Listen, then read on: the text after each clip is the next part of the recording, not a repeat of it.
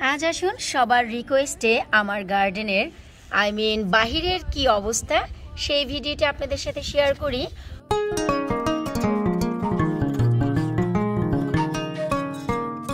অনেকদিন যাবতই জানতে চাচ্ছিলেন অনেকেই, বাইরে বেশ কিছু ধনিয়া পাতা দিয়েছি, তাছাড়া অন্যান্য কিছু গাছ লাগিয়েছি, তার কি অবস্থা। হ্যালো এভরিওয়ান, আসসালামু আলাইকুম। কেমন আছেন আপনারা সবাই? আলহামদুলিল্লাহ, আমি তো অনেক ভালো আছি। আশা রাখছি আপনারা সবাই সুস্বাস্থ্যে আছেন। আমি অনেক হ্যাপি, কারণ হচ্ছে আর বেশ কয়েকটি রোজা আছে, তারপর হচ্ছে আমাদের ঈদ চলে আসবে আর শুরু হয়ে যাবে একেবারে ধুমছে আমাদের গার্ডেনিং। কারণ সময় হয়ে গেছে এখন মেন গার্ডেনিংয়ের। যতই ঠান্ডা হোক আমরা কিন্তু এপ্রিলের পরপরই মেন গার্ডেনিং শুরু করে দিতে পারি। তো যাই হোক, নিশ্চয়ই মনে আছে যে আমার অবহেলিত সেই ধনিয়ার বীজগুলো আমি ছড়িয়ে ছিটিয়ে ফেলেছিলাম। এই দেখুন অবশেষে এখন তার কি অবস্থা। খুবই চমৎকারভাবে এই ঠান্ডা বৃষ্টিতেও ধনিয়া পাতাগুলো দারুণভাবে সাপোর্ট দিয়েছে। এই যে দেখুন আমার এই বেটি কিন্তু পুরোই ভরে গেছে। আর এই যে পাশের বেতেও কিন্তু অজস্র ধনিয়া পাতা হয়েছে এবং সব বেঁচে আছে। এই যে দেখুন। আর আমার স্বামী যে কাজ করেছিল, পাখির খাবারগুলো ফেলে, পাখির বীজগুলো ফেলেছিল, এই যে দেখুন তাতে যে অনেক ঘাস হয়েছে।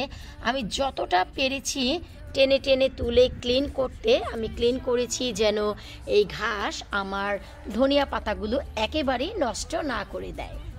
এই যে দেখুন খুবই দারুণভাবে আমার এই দুটি বেতেই ধনিয়া পাতা অজস্র পরিমাণে হচ্ছে। এই যে এরপর আসুন আমরা আমাদের ম্যাজিক যে সে পাশে যাই, যেখানে সারি বেঁধে আমি মূলার বীজ দিয়েছিলাম, যার একটি আপডেট বলেছিলাম নিয়ে আসবো, আসলে সময়ের জন্য পারিনি। এই যে এখানে আমি সারি বেঁধে মূলার বীজ দিয়েছিলাম আমার গার্ডেনে। এই যে আমার লাউয়ের মাচা, সেই মাচার নিচে নিশ্চয়ই মনে আছে আপনাদের যে এখান থেকে আমি অনেক মূলা শাক তুলে খাবো, আর যেগুলো তুলবো না সেগুলো থেকে আমি মূলা খাবো। এই যে তা দেখুন, কিন্তু বর্তমানে এত বেশি বৃষ্টি যে প্রচুর স্লাগ হচ্ছে, তাই আমি গতকালকেই এই স্লাগ এবং কিছুটা স্নেল কিলার দিয়েছি। এই যে নীল নীল দেখতে পাচ্ছেন। আর এই যে দেখুন কত চমৎকার লাগছে, সারি বেঁধে আমার মূলার গাছ হয়েছে। এখন এই মূলার শাকগুলো যখনই আরও একটু বড় হবে আমি খেয়ে নেব, আর মাঝখান থেকে রেখে দেব মূলার জন্য। তবে হ্যাঁ, যদি মনে হয় যে বেশ সময় নিয়ে নিচ্ছে, তবে আমি সব তুলে ফেলবো, কারণ লাল শাক, ডাঁটা শাক এগুলো করার ইচ্ছে আমার অনেক বেশি। তারপরও কিছুটা জায়গা আমি রাখবো মূলার জন্য। আর এই যে এপাশে আমি অনেকগুলো জার্মিনেট করে ধনিয়া পাতা বীজ দিয়েছিলাম, নিশ্চয়ই মনে আছে আপনাদের। তো এই যে দেখুন এখানে কিন্তু অনেক বেশি ওঠেনি। তার কারণ কি?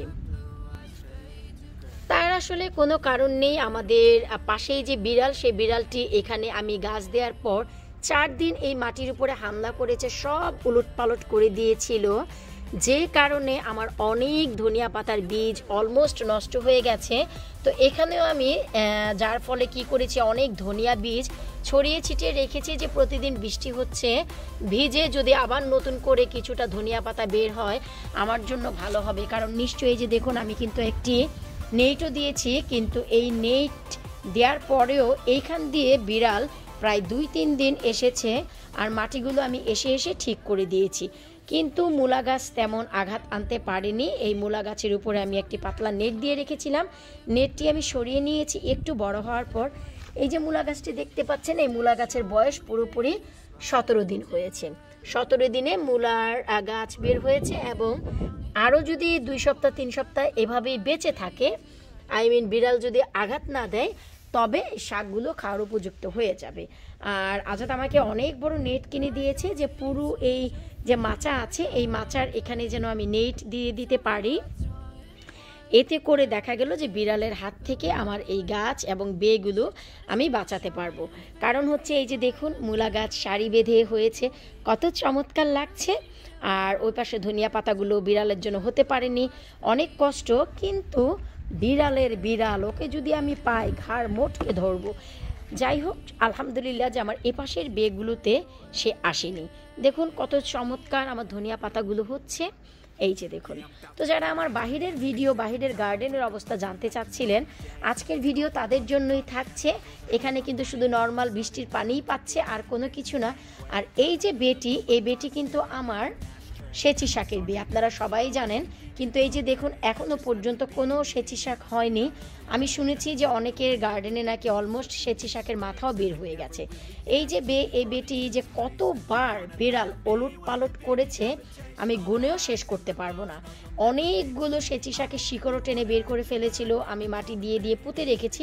তো আমি জানি না যে এখানে সেচি শাক এবছর হবে কিনা। আর আমি নিজে যে একটি পটে সেচির ফলন করেছিলাম, সেই পট, এই পটে এখনো পর্যন্ত কোনো সেচি শাক দেখা যাচ্ছে না।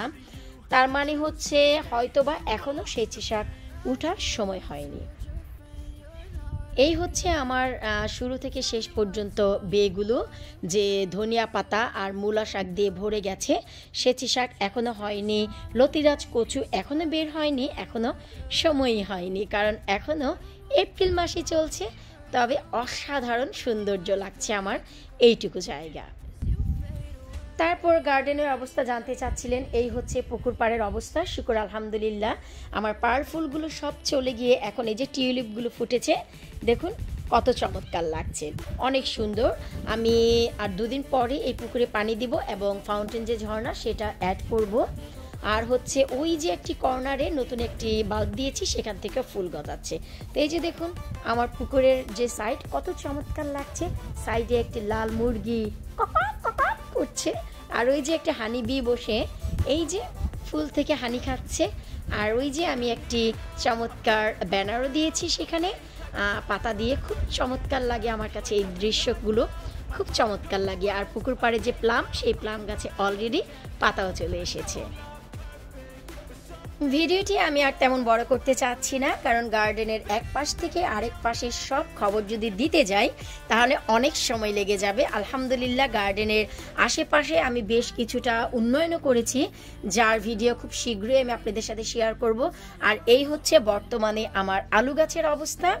আলহামদুলিল্লাহ আলু শাক খাওয়ার সময় হয়ে গেছে, আমি খাবো।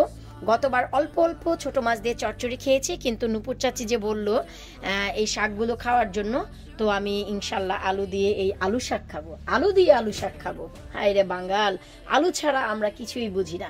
তো এই আলু গাছের সাথেই বিদায় নিচ্ছি, পরবর্তী ভিডিওতে আবারও দেখা হবে। আল্লাহ হাফেজ।